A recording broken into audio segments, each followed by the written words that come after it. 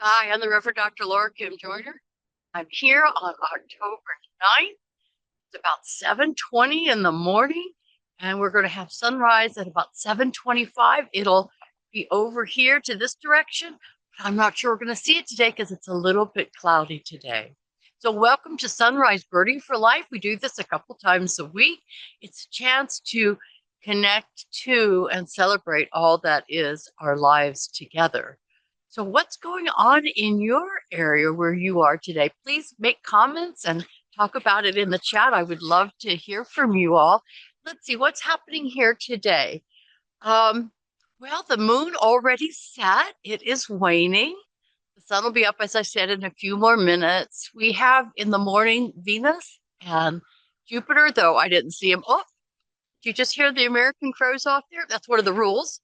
If you hear or see any birds or any other wildlife or anything that's a wow, go ahead and interrupt me. I'll be interrupting myself as well. So, what are the stars and the moon doing in your area? Here we go. There's the crows. Yeah, it's been quiet here today. Maybe because I don't know why our resident birds would be quiet. But the migrating birds, oh my gosh, 59 million have gone over so far tonight in South Carolina. Just a few minutes ago, I checked and they said there were still 12 million in the air. Now, why would there be so many? 2 days ago, when we did this, there was only less than a million that had gone over South Carolina. I believe, or one reason why it could be, is that there's a favorable wind condition. Um, it's not as clear as it was, but we have wind today. And 2 days ago, we didn't have wind, and the wind is headed to the south. So maybe they just all took this chance and got a tailwind and off they're going. What are the birds doing in your area? I'd love to hear what's going on. So we usually begin with a reading and a reflection on the reading. And I want to do a reading, a poem by Emily Dickinson, but I want to preface it with today we are in the middle of it's a Jewish holiday. It's called Sukkot, and it's a time of celebrating two things, from what I understand. One is the exodus from the desert after wandering for 40 years, coming out of the desert, and then also just celebrating the fall harvest that's going on. And what this tradition does during this time is they build temporary structures and as part of their ceremony and their ritual, and it's to remind them of the fragileness of life, of where we seek shelter. So a couple things: shelter, we're thinking about today, and the fall harvest. Now, I don't know, the colors are a little weak today.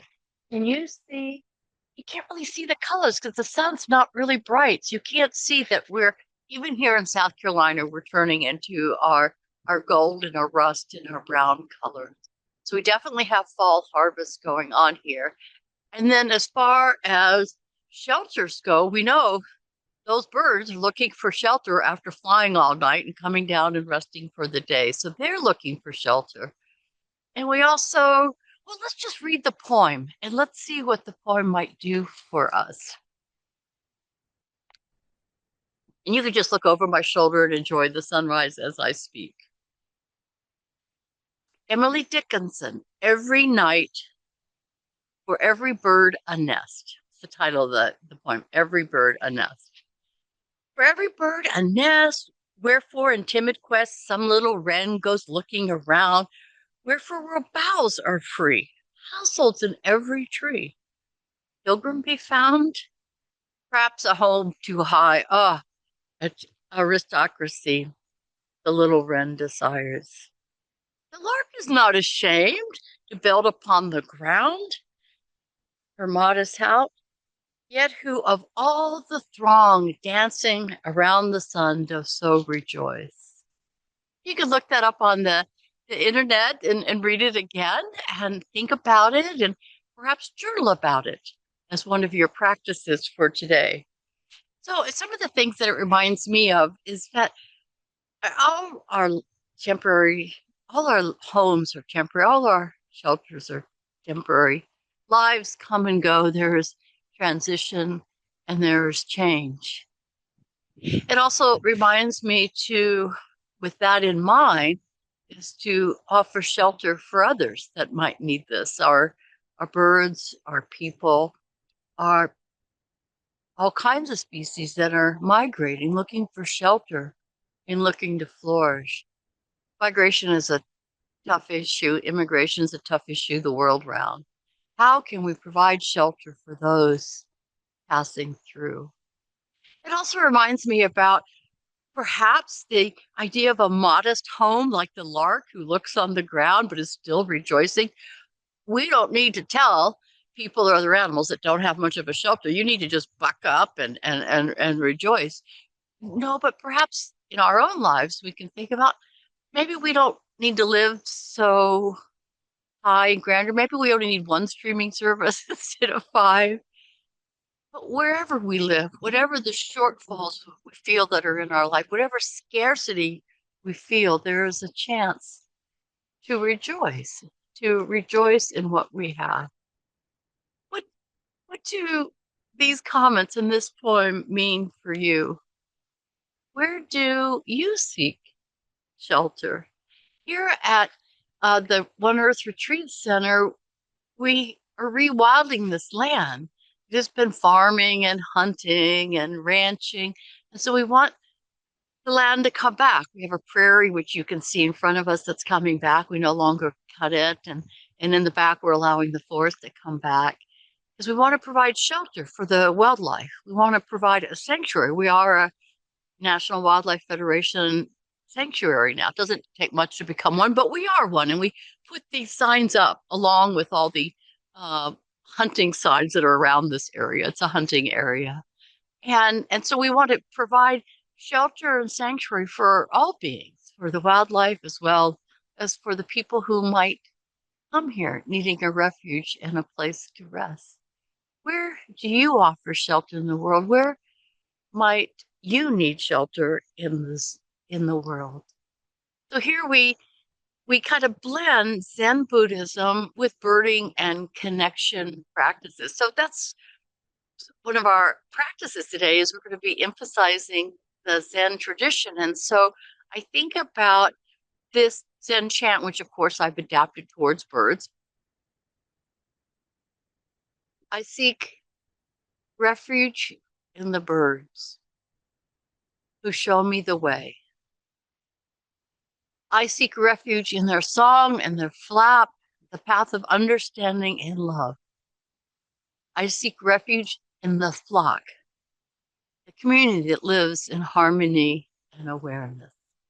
This is actually a daily chant that I do when I'm not with you all greeting the sun. I go and do it myself and look at the suns and the stars and remember the three refuges, the shelters that in our life can be in our practice of connecting to nature. And continue on with the Buddhist emphasis, knowing the future where we may be well, where we may whole, where we may be resting in sanctuary is not known for sure.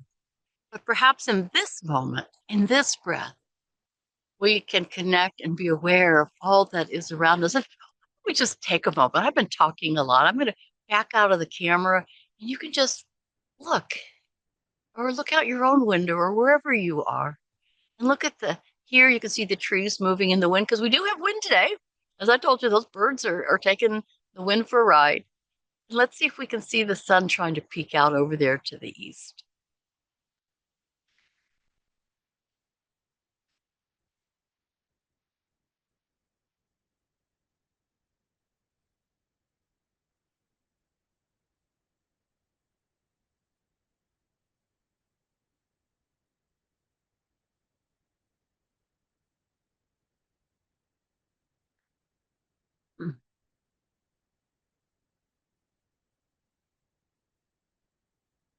Well, that sun is picking up, isn't it? We're going to get to see her today. This is just lovely. It's supposed to be a clear day. So in this moment, in this breath, we take in the whole world. For just 1 second, we find refuge. We find refuge in knowing that we are connected to all. When we breathe in the molecules, the tears of those we who have loved and have lost. We breathe in the spit of dinosaurs. We breathe in the blood of all our hominid ancestors that go back millions of years. They are us. We are the universe. We are large and we contain multitudes. We belong. So perhaps there is refuge and sanctuary in this understanding. Another piece of our 15 minutes together today is to speak on how to think about these readings, these reflection, and these practices that we do, such as science facts or transformative conservation. I'm a wildlife veterinarian, so we work under the umbrella of transformative conservation. So what is some of the science going on? Well, we already know about those 59 million birds going over South Carolina. Where do they go? Where is there room for them? As they come down and rest during the day before they take off again. They often fly at night to avoid predators, going up a couple thousand feet perhaps. So where they're all going? In the United States, I'm in North America, they often come down over mountains or over waterways or the Great Lake Basin area. So I'm not quite in the Appalachia here. We're in the Piedmont rolling hills. So that could be, they might come down here. We'll look for them today when I go out. I'm not hearing many birds right now. Been pretty quiet here this morning. So birds need shelter. They need us to leave the trees alone, to have brush on the ground, to leave the down logs for food and shelter as they pass through clean waterways, clean air, lack of light pollution, so they can make it to their place for the night without running into obstructions. And I also want to talk about providing shelter for birds in other ways. We have a project in La Mosquita, Honduras, it's working with the Mosquito indigenous people, and they're trying to save their parrots, and they work largely with the scarlet macaw and the great green macaw. The great green macaw is critically endangered, so they have declared part of their indigenous territory as a sanctuary, as specifically a great green macaw sanctuary, where this year we had 4 nests. That's double the amount than we've ever had before. And they literally risk their lives to protect this area because it's contested land. It's theirs, but those with power, privilege, and in a corrupt influence within that country want that land to sell it and for their own personal benefit versus providing shelter, protecting the ecosystem that supports all of us, not just the birds as a sanctuary, but the people and their way of life. So they are willing to risk everything because everything is at risk. So I want to applaud their work for providing sanctuary and protecting these nests and these food areas and these roost trees so that the birds have shelter, however temporary it might be. You know, the hard news is that it's very hard to stop the illegal land encroachment in this area where the forest has been so changed in the 15 years that I've been working there. So it's a temporary shelter, perhaps, but we can rejoice around the sun and in the work that we do and take refuge in this moment of the beauty that never dies and is always here. Just thinking about that. So why don't we just let our practice today be breathing and quiet and sharing our breath, our molecules with all that is. We're breathing in the world and we're breathing out peace and compassion. And I'm going to try a chant. We might be doing this every time. Here's another chant that I do almost every day. It's actually a Zuni Pueblo prayer put to music by Mary Bergolia. You can look all that up and find a better tune than what I can sing. But let's just try this. All righty, very very connecting about sharing our breath.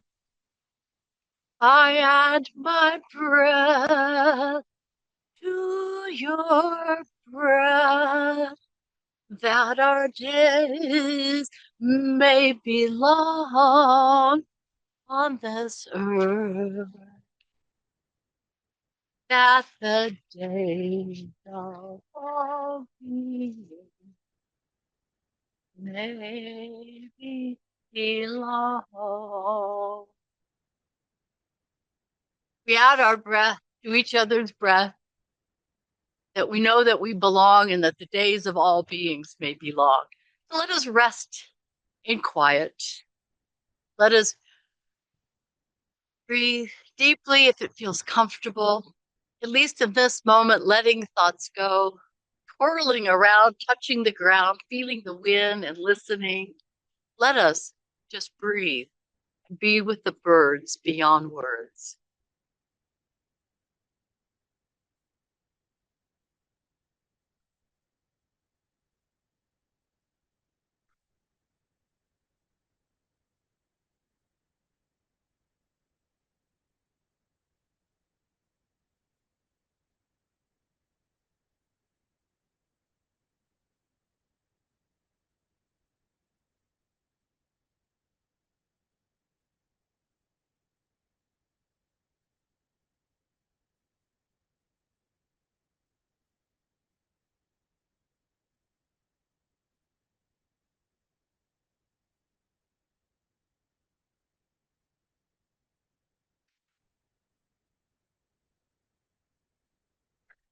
Thank you for sharing that time with me. Part of our practice is conversation about what we experience together, what is our lives. We're building social capital so we can be resilient and strong in our transformative conservation work or caring for our families in this earth, what you are called to do to breathe out compassion and peace. And you can also journal. Where do you need shelter in this world? Refuge, sanctuary. Where might you or where do you provide it for others? Is there anything you'd like to change around these questions? Or just breathe with what is? So we now have come to an end. Thank you for being with us. And I think most of you will be watching this on recording. So do put in your comments, contact us. It's all on the YouTube channel. We have several websites, One Earth Retreat Center and also One Earth Conservation. Check out, we have a YouTube channel as well, One Earth Conservation. So you can see all these past recordings and see where you can work with others, providing shelter and refuge and sanctuary for all the beautiful beings on this planet. Check us out, but please don't check out. We need your deep, compassionate presence here with all of life for your own sake and for all of the earth.